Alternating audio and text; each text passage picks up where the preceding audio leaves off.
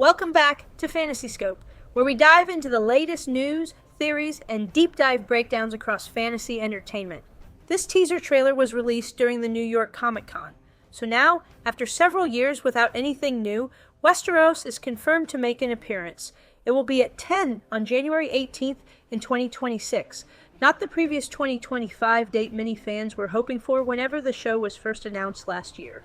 We're breaking down the brand new teaser trailer to uncover what we can expect from Season 1.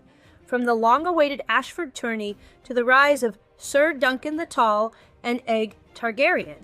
We'll look at hidden details you might have missed, how the show connects to the books, and why the new Targaryen sigil might be hinting at something bigger for the dynasty's future. Just a quick disclaimer before we dive in, nothing here is official, just my own research and opinions. Some of this might spoil too much for you, so consider this your heads up.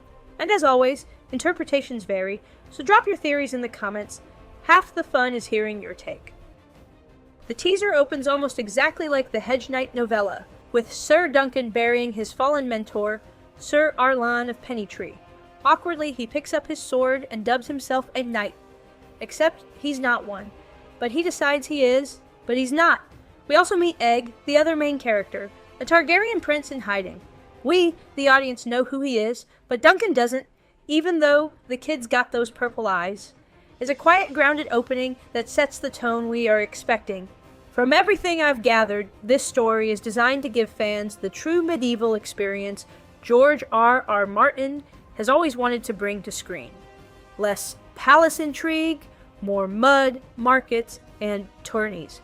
The trailer flashes glimpses of fire breathers, jousting, and full carnival energy at the Ashford Tourney.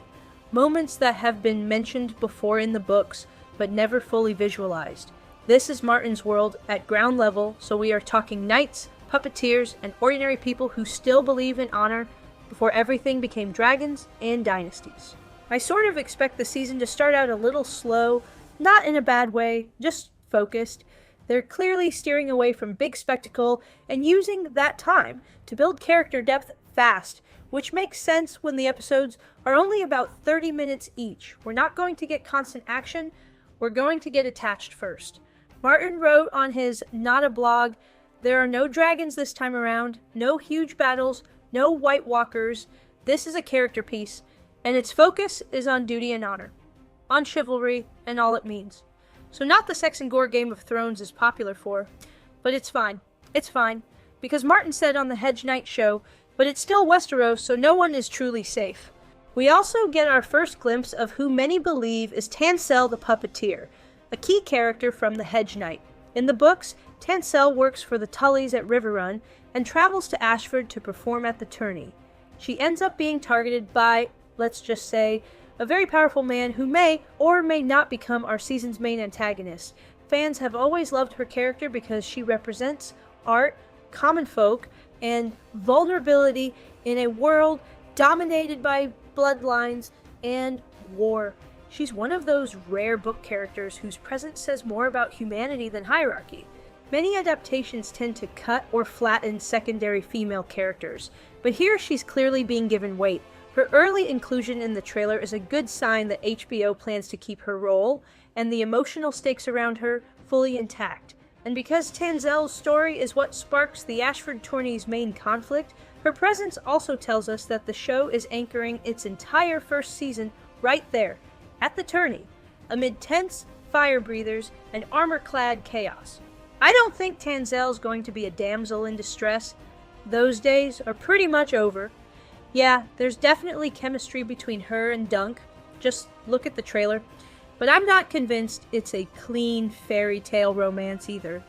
In the books, Dunk is awkwardly gallant, but also a bit of a ladies' man. I'd actually like to see that side of him play out. Less polished, more human. It'd ground the series and remind us that even in a medieval world full of dragons and dynasties, attraction and clumsy flirting are still very real parts of life. And finally, fans spotted the redesigned Targaryen sigil. There are multiple discussions on this one. It is still the familiar three-headed dragon, but now surrounded by fire and stretched wings. It's not just a cosmetic tweak. The showrunners confirmed this new version was designed specifically to match the era's tone. A family without dragons, still trying to look powerful. This is the first time we've seen a Targaryen crest updated to reflect loss instead of dominance. Remember, A Knight of the Seven Kingdoms takes place about a century before Game of Thrones, long after the last dragons have died, but long before Daenerys ever hatches hers. That puts this story in a rare moment where the Targaryens still rule, but their power is hollow.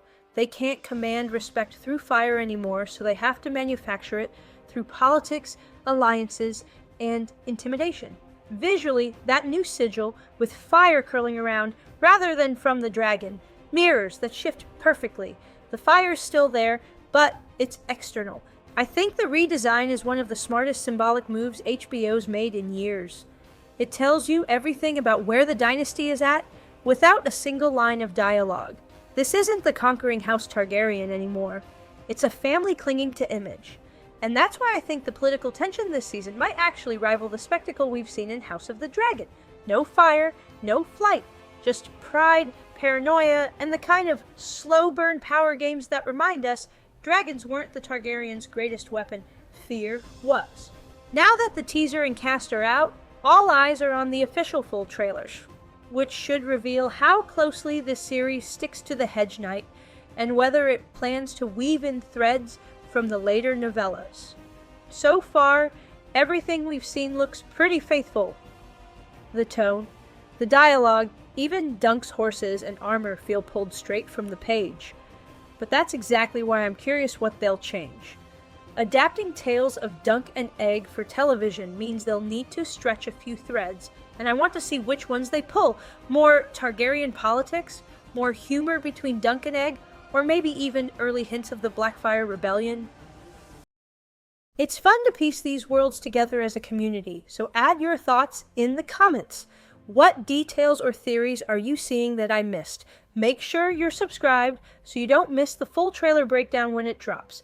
I cover the latest fantasy news, leaks, and story theories across the worlds readers love most.